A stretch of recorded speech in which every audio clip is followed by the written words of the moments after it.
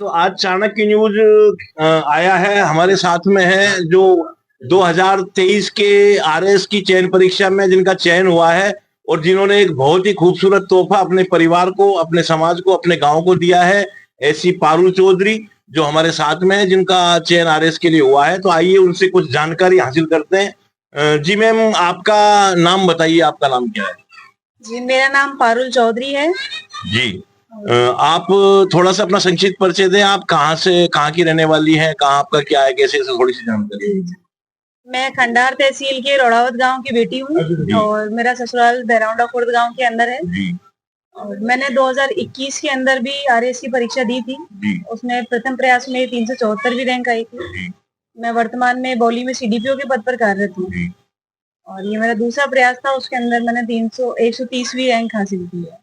जी, हमारी तरफ से आपको बहुत बहुत शुभकामना है। तो इन्होंने जो जानकारी हमें दी उस हिसाब से इनकी रैंक बनी है सामान्य वर्ग से 130वीं रैंक और वर्तमान में ये सीडीपीओ के पद पर बौली में पदस्थापित है। और उससे पहले ये 2022 और 24 में यहाँ पर खंडार में ही पटवारी भी रह चुकी हैं। तो वो कहते हैं ना कि कश्तियां उन्हीं की डूबती है जिनके ईमान डगमगाते हैं, जिनके हौसलों में जुनून होता है, उनके आगे तो मंजिल भी सर झुकाती है। तो इन्होंने अपने जुनून को छोड़ा नहीं और निरंतर सतत ये प्रयास करती रही और प्रथम प्रयास में ही इन्होंने वैसे इनका प्रयास पहले रहा था जिसमें इनकी 374वीं रैंक आई थी और जो 2023 की भर्ती आरएस चयन के लिए हुई है उसमें इन्होंने 130वीं रैंक सामान्य वर्ग में हासिल की है। तो मैडम, आपकी शादी कब हुई थी? मेरी शादी फरवरी 2020 के अंदर हुई थी। जी, आपके पतिदेव क्या करते हैं? मेरे पति का खुद का बिजनेस है। जी, तो आपके बच्चे बच्ची? मेरी 3 साल की लड़की है एक। जी, तो एक शादीशुदा जिंदगी होते हुए भी इन्होंने अपनी गृहस्थी को भी संभाला, अपनी सर्विस को भी संभाला और अपने सारे काम को देखते हुए इन्होंने अपनी पढ़ाई को भी सुचारू रूप से जारी रखा। कोई संघर्ष आपके जीवन में ऐसा आया हो या ऐसी कोई घटना घटी हुई जिससे आप विचलित हुई हो और आपके दिमाग में एक बार थोड़ा सा असमंजस पैदा हुआ हो, ऐसी कोई जानकारी हमें दीजिए। जी, 2011 के अंदर जब मैं 13 साल की थी उस वक्त मेरे पिताजी का देहांत हो गया था। जी। तो एक बार तो ऐसा लगा कि सब कुछ छूट गया है, जहाँ हम रह रहे हैं, जहाँ हम पढ़ रहे हैं, सब कुछ छूट जाएगा। लेकिन माता मेरी जो मम्मी है, उन्होंने कि नहीं, मेरी बेटियां जिस स्कूल में जा रही हैं, जहाँ पढ़ रही हैं, जैसे पढ़ रही हैं, वहीं पढ़ेगी और उससे अच्छा पढ़ेगी। जी, और जैसे आपने कोई इसके लिए कोचिंग वगैरह की हो? जी, मैंने ऑनलाइन कोर्स लिया था स्प्रिंग बोर्ड अकेडमी का। जी, तो मैडम कहते हैं कि आपकी सर्विस पटवारी में रही थी और पटवारी में बहुत ज्यादा मानसिक दबाव भी होता है, वर्कलोड भी बहुत ज्यादा होता है। उसके बाद में आप सीडीपीओ भी रही, उसके साथ साथ आपने इतनी सीडीपीओ भी बहुत जिम्मेदारी भरा पद होता है। तो इन सब चीजों को देखते हुए, इस सारे वर्कलोड को उठाते हुए आपने किस तरह से मैनेजमेंट किया कि आप पढ़ाई भी करते रहे और आप अपनी सर्विस को भी समय देते रहे? जी, वो संयोग थोड़ा सा ऐसा बना कि पढ़ाई और सर्विस दोनों साथ-साथ चल गई। सबसे बड़ी बात तो मेरी पोस्टिंग में इतनी अच्छी जगह हुई थी जहाँ स्टाफ ने या कार्यालय खंडार के अंदर सभी स्टाफ ने मेरा बहुत सपोर्ट किया। जब छुट्टियाँ चाहिए थी तो प्रॉपर्ली छुट्टियाँ ली मैंने और मेंस पहले मैं दे चुकी थी सर्विस ज्वाइन करने से पहले। इंटरव्यू की तैयारी के लिए मेरे को स्टाफ ने बहुत सपोर्ट किया था। जी, तो ये जानकारी आपने दी। अब मैं चाहूंगा कि जैसे हर किसी व्यक्ति के पीछे कोई न कोई एक सफलता का श्रेय किसी को होता है, कोई उसका सहयोग करता है, तो आप अपनी सफलता का श्रेय किसे देना चाहेंगी?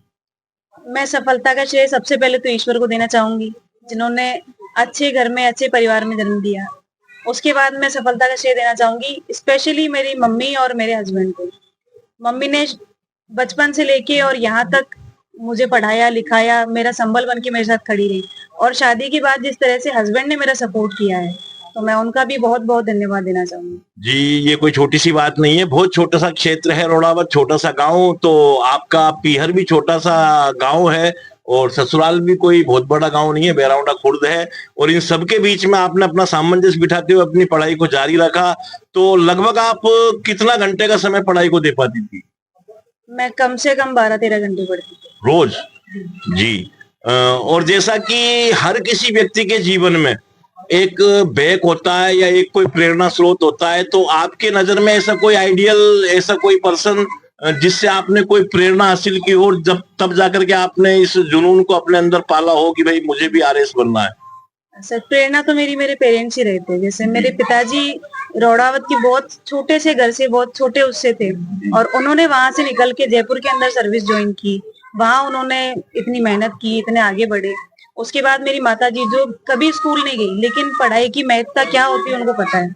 मैं कई बार कहती थी मम्मी सिलेक्शन नहीं होगा तो नहीं होगा, तो नहीं होगा, गिरने के डर से चलना थोड़ी छोड़ दोगे। तो वो बातें मुझे हमेशा मोटिवेट करती रहती थी। और हस्बैंड हमेशा वैसे लगे रहते थे, ये फॉर्म भरना है, यहाँ कोचिंग देख के आनी है। तो फैमिली का सपोर्ट सबसे बड़ा मानती हूँ मैं। जी, बहुत अच्छी बात है। और जैसे मान लो अब आप आरएएस में चयन हो गया है, तो आप कौन सा विभाग लेना पसंद करोगे?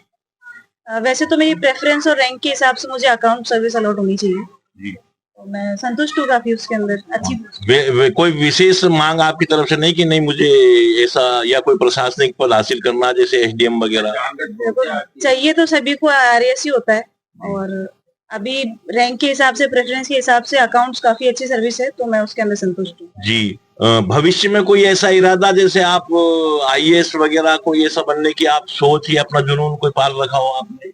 देखो, जीवन एक बार मिलता है इंसान को, तो वो केवल तैयारी और उसके लिए नहीं होता। आप जहाँ हो वहाँ भी बहुत अच्छे अच्छे काम कर सकते हो। तो मेरा अब यही है कि मैं जिस पोस्ट के अंदर जा रही हूँ, जिस सर्विस के अंदर जा रही हूँ, वहाँ मैं अपना 100% दूं, और उसी के थ्रू कोई सोशल सर्विस करनी है तो मैं उसी के अंदर रहूं। जी, मैडम की सोच है कि भाई अब उन्होंने अपने अंदर भी संतुष्टि को स्थान दिया है कि अब मैं जहां पर भी हूँ, जिस भी जगह पे हूँ, उस जगह पर रह करके मेहनत करूंगी, समाज सेवा करूंगी, प्रयास करूंगी, और अब बाकी का समय मैं और किसी चीज में देने की बजाय अपने परिवार के साथ या अपनी गृहस्थी के साथ, बच्चों के साथ जीवन बिताना ज्यादा पसंद करूंगी। तो तैयारी, परिवार, सबके साथ में आप पढ़ाई करते हो तो हर चीज कॉम्प्रोमाइज होती है। फिर आप नौकरी में भी कॉम्प्रोमाइज करोगे, पढ़ाई में भी करोगे, फैमिली में भी करोगे।